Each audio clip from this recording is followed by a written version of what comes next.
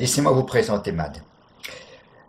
MAD fait partie de ces jeux qui ont des règles extrêmement simples, explicables en 10 minutes. Un matériel super simple, 16 pièces seulement, 8 par joueur, et un plateau de jeu. C'est tout. Et pourtant, malgré cette simplicité, ou peut-être grâce à cette simplicité, MAD est un jeu qui apporte une certaine fascination quand on s'y met. Après une ou deux parties, on est accro. Tant les situations peuvent être riches, on peut se pencher sur une situation pendant 10, 20 minutes si on veut pour se dire tiens mais quel est le bon coup. Alors il y a plusieurs parties, plusieurs facettes du jeu qui fait penser à la fascination qu'on a devant les échecs, par exemple. Mais le mécanisme est très différent. Il y a en fait pour chaque coup trois catégories de coups. Le déplacement, qui est un coup relativement classique dans les jeux de plateau, mais aussi la permutation de plusieurs, enfin de deux pièces qui vont s'échanger leurs emplacements, et rotation de trois pièces qui vont s'échanger leurs emplacements. Ce qui fait que les pièces peuvent se retrouver vraiment à l'opposé du plateau dans ce genre de coup.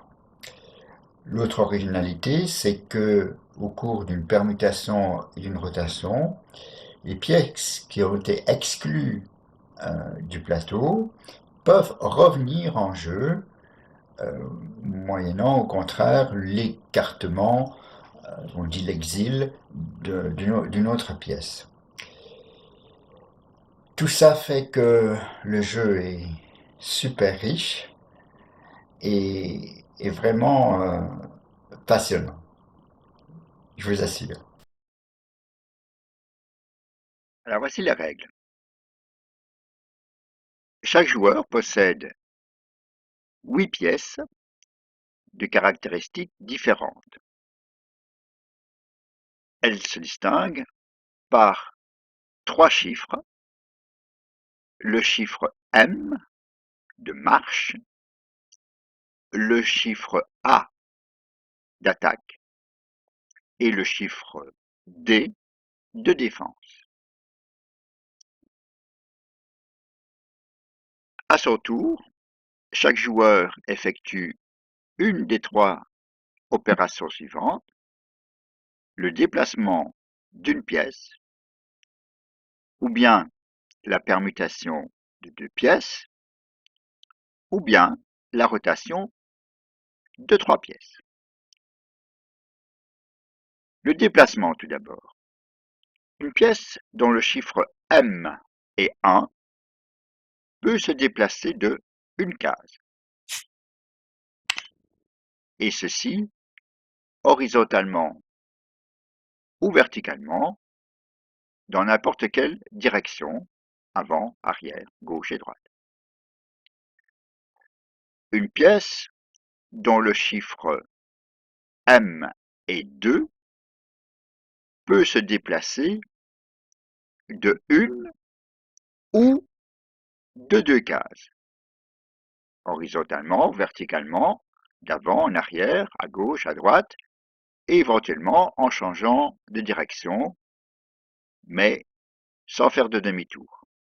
Ainsi, par exemple, cette pièce-ci peut faire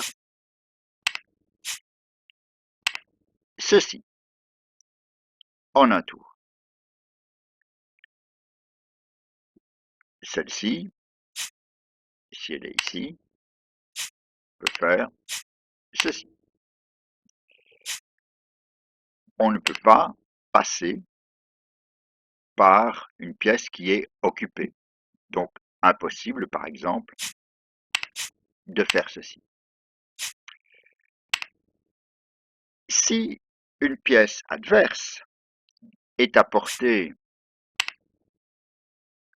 d'une de ces pièces, eh bien, on peut aller jusqu'à cette pièce adverse, et cette pièce adverse est retirée du plateau, on dit qu'elle est exilée. Cependant, ceci n'est possible que si la pièce adverse a un chiffre D de défense qui est inférieur ou égal au chiffre A d'attaque de la pièce qui se déplace. Ainsi, par exemple, cette pièce-ci, 1, 1, 2, est à portée de cette pièce-ci, 2, 1, 1, mais cette pièce-ci n'est pas capable d'expulser cette pièce-là parce que son chiffre d'attaque est 1, alors que le chiffre de défense de la pièce adverse est 2. La permutation maintenant, elle consiste à échanger l'emplacement de deux pièces complémentaires, 1, 2, 2, et complémentaire de 2, 1, 1. On peut donc les échanger. 2, 1, 2 est complémentaire de 1, 2, 1. 1, 1, 2 est complémentaire de 2, 2, 1. Et enfin, 1, 1, 1 est complémentaire de 2, 2, 2. La permutation est possible si les deux pièces sont sur le plateau, mais aussi si l'une d'entre elles seulement est sur le plateau. Ainsi, je peux, si la pièce 2, 1, 2 a été retirée du plateau, c'est-à-dire exilée, eh bien, on peut très bien faire cette permutation-ci, et ainsi ramener la pièce 2, 1, 2 sur le plateau, mais en exilant la pièce 1, 2, 1. Enfin, la rotation, elle consiste à échanger l'emplacement de trois pièces, soit les mineurs, 1, 2, 1, 2, 1, 1, 1, 1, 2, soit les majeurs, 1, 2, 2, 2, 1, 2, 2, 2, 1. Ça se passe comme ceci. La première pièce passe sur la seconde sur la troisième, et la troisième prend la place de la première. Une rotation est possible si les trois pièces sont sur le plateau ou si seulement deux des trois pièces sont sur le plateau. Ainsi, les trois pièces mineures qui sont ici peuvent subir une rotation, par exemple, celle-ci.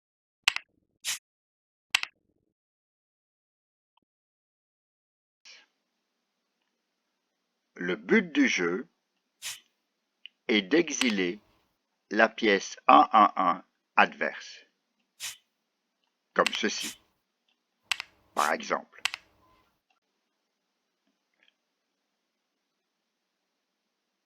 Pour terminer, deux petites règles accessoires mais qui ont leur importance. Le premier tour et le coup bonus. Au premier tour, chaque joueur ne peut pas effectuer de déplacement. En revanche, il peut passer. Chaque joueur peut donc, lors de son premier tour, effectuer une permutation ou une rotation ou encore laisser ces pièces dans leur position initiale. À partir du deuxième tour, chaque joueur doit effectuer un des trois mouvements: déplacement, permutation ou rotation. Et enfin, le coup bonus, lorsque une pièce se déplace d'une seule case et lorsque la case d'arrivée est sur la dernière rangée, celle du côté de l'adversaire, en provenant soit de l'avant-dernière rangée, soit de la dernière rangée, ça n'a pas d'importance. L'essentiel est qu'on arrive sur la dernière rangée en se déplaçant d'une seule case. Eh bien, le joueur peut immédiatement effectuer avec cette pièce une rotation ou une permutation. Par exemple, si ici le 2-1-1 avance d'une case et arrive sur la dernière rangée, eh bien, il peut opérer la permutation que voici, ou bien la rotation que voici, par exemple.